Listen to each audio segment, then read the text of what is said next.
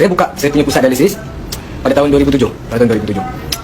Sebelum 2007 saya masih kerja dengan hospital kerajaan, dan pada tahun 2007 saya resign dan saya buka saya punya pusat dialisis sendiri.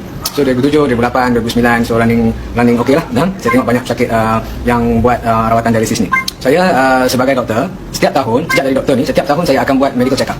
Saya akan buat medical check up, saya cek saya punya darah untuk semua check up lah. Sebab seperti yang tuan-tuan perempuan tahu, sebagai doktor saya terdedah kepada macam-macam sakit, kadang-kadang bagi injection tercucuk jarum, tak tahu orang tu ada HIV ke apa ke, kita tak tahu.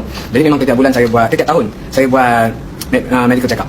Dan selama ni memang normal. Sampai tahun 2010 ada satu keputusan yang betul-betul memeranjatkan saya. Saya punya paras kreatinin tinggi. Normal kreatinin ni bawah 215 untuk lelaki, untuk perempuan bawah daripada 100. Jadi saya punya 144. 144 maksudnya buah pinggang saya dah ada sedikit kerosakan. Dan pada mulanya saya tak percaya. Saya ingat mungkin ada lab error. Makmal tu tersilap kot. Jadi minggu depan saya ambil darah lagi sekali, cek dekat makmal yang lain. Dan dengan harapan keputusan tu normal. Dengan harapan lab yang pertama tu mungkin buat salah kot, kan, mesin dia salah. Tapi keputusan tu tetap sama. Dan yang menyedihkan saya, keputusan tetap sama. Jadi saya sangat tension, sangat stres masa tu tak ada buat perubatan Nabi, hanya buat perubatan moden ni saja. Tak kenal lagi dengan bekam herba apa semua ni, saya tak kenal lagi. So dah dua lab kata tinggi 144. Tapi yang peliknya saya tak ada kencing manis, saya tak ada darah tinggi, saya tak ada masalah apa pun, dan saya tak tahu kenapa buah pinggang saya rosak. Dan untuk pengetahuan tuan-tuan perempuan, ada lebih kurang 30% pesakit yang buat dialisis ni, 30% pesakit yang buat dialisis, dia punya buah pinggang, punca kerosakan buah pinggang dia orang memang tidak dapat dikenal pasti. Okey, tak tahu sebab. Dan selebihnya 70% disebabkan oleh kencing manis, darah tinggi, bertukaran dan sebagainya. Saya tak ada masalah darah tinggi, kencing manis, bertukaran apa pun tak ada. Okey. Tiba-tiba buah pinggang saya mula rosak. Dan selepas saya dapat tahu ni, saya sangat panik, sangat risau. Masa tu tak buat apa-apa lagi. Lebih kurang sebulan atau 2 bulan lepas tu saya cek lagi sekali darah. Keputusan dia 156. Dia naik lagi.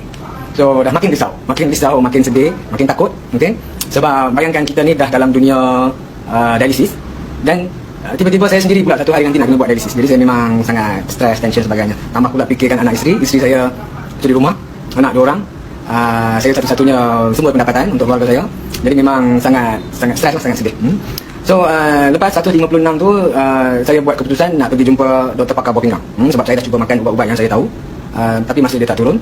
Saya buat keputusan nak jumpa doktor pakar buah pinggang. 3 doktor pakar buah pinggang saya jumpa. Yang pertama seorang doktor pakar buah pinggang dari Kedah Medical Center. Saya jumpa dia, saya cerita saya punya keputusan darah macam ni. Dia kata ini chronic kidney disease. Tak ada ubat nak normalkan semula kreatinin tu. Dan ubat yang ada cuma untuk melambatkan proses kerosakan buah pinggang. Maksudnya kreatinin tetap akan naik sama ada cepat atau lambat. Bila bagi ubat dia akan lambat. Maksudnya last kali memang kena buat dialisis. Faktor masa saja. So saya tak berapa puas hati dengan penjelasan doktor tu. Saya pergi cari satu lagi doktor pakar buah pinggang dekat hospital Pantai Pulau Pinang. Jumpa doktor Cina seorang.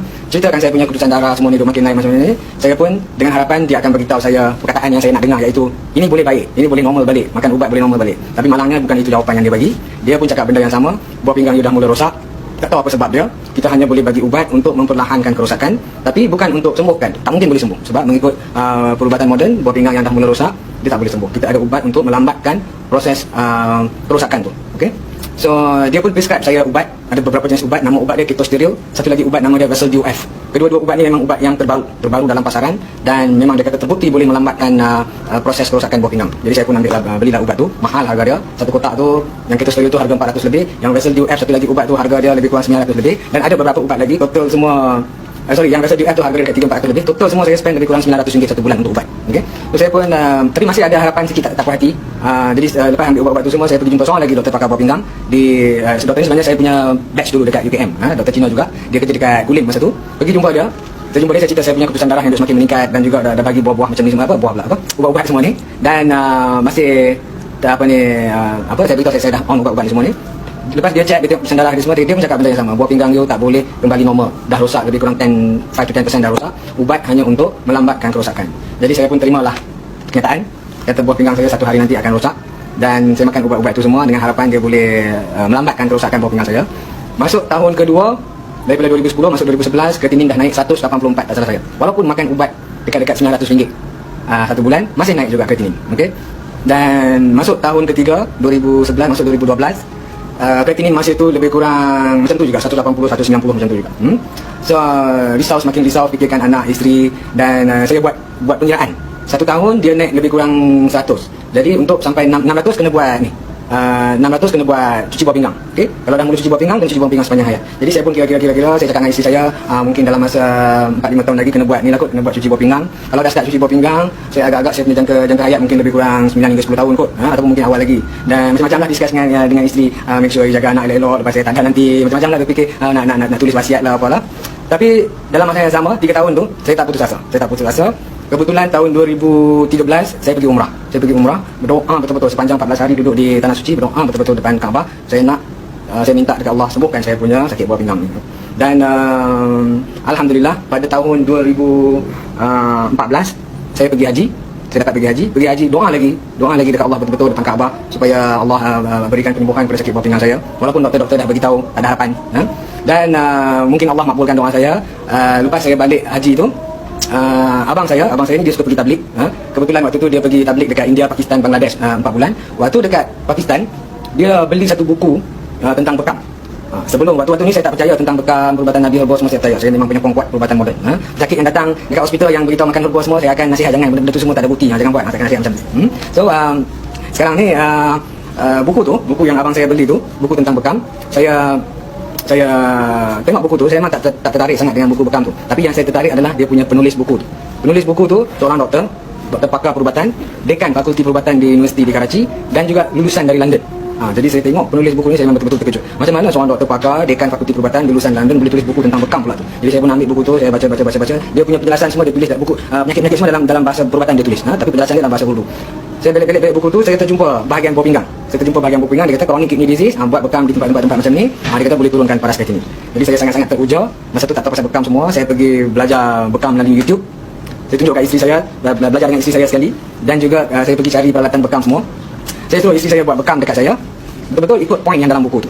Bila saya buat bekam, bekam dah buat, isteri saya dah buat dah. Lepas 3 hari, masa buat bekam tu kreatinin saya 284 kalau tak salah saya. 284. Ataupun 200 lebih lah, antara 220 ke 30 sampai 284. Memang macam tu. Lepas buat bekam, lepas 3 hari saya pergi cek saya punya darah, nak tahu saya punya kreatinin, dan keputusan betul-betul memeranjatkan saya. Kreatinin saya 136. Daripada 280 lebih, turun 136. Dan itu titik permulaan saya dah mula syak ada sesuatu yang tak kena dengan perubatan moden yang sedang saya praktikkan sekarang. So daripada situlah saya mula banyakkan pembacaan, beli buku-buku tentang bekam, dan saya jumpa banyak laman web tentang bagaimana doktor-doktor di Pakistan, di Arab Saudi, di India menggunakan herba, menggunakan modifikasi diet dan juga gunakan bekam untuk rawat sakit mereka. Dan saya juga gunakan kaedah ni, ubah diet, ubah makanan dan juga bekam untuk mak saya. Mak saya dah 40 tahun kena kencing manis, susah nak kawal, macam-macam ubat paling mahal saya dah beli dah yang terbaik dah. Untuk mak saya spend dekat RM500 beli insulin pen yang paling canggih sekali, yang paling mahal sekali. Masih tak turun. Bila saya ubah diet mak saya, buat bekam dekat dia, makan herba yang saya ni, gula dia yang tak pernah turun bawah 15 sepanjang 40 tahun tu, minggu pertama bacaan gula dia 6.7. Tak pernah dapat bawah 10. Memang terkejut. Dan ini lagi menambahkan saya punya was-was tentang perubatan moden yang saya sedang praktikkan. Kalau betul bekam tu sangat efektif untuk normalkan balik fungsi bawah pinggang, kenapa tidak diajar kepada doktor-doktor moden?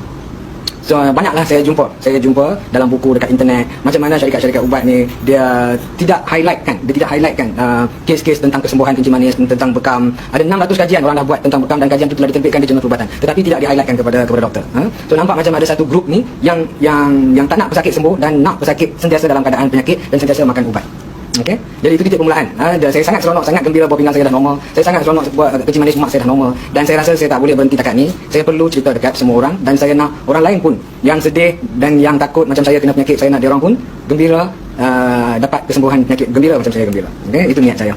So inilah perkongsian saya tentang macam mana saya kena sakit bawah pinggang secara ringkas. Harap perkongsian ini dapat memberi sedikit motivasi tentang perempuan kepada perempuan, dan juga memberi keyakinan kepada perempuan perubatan yang dibawa oleh Nabi Muhammad SAW. Itu perubatan yang terbaik sekali. Okey, InsyaAllah kita jumpa lagi di live akan datang. Terima kasih kerana menonton. Assalamualaikum warahmatullahi wabarakatuh.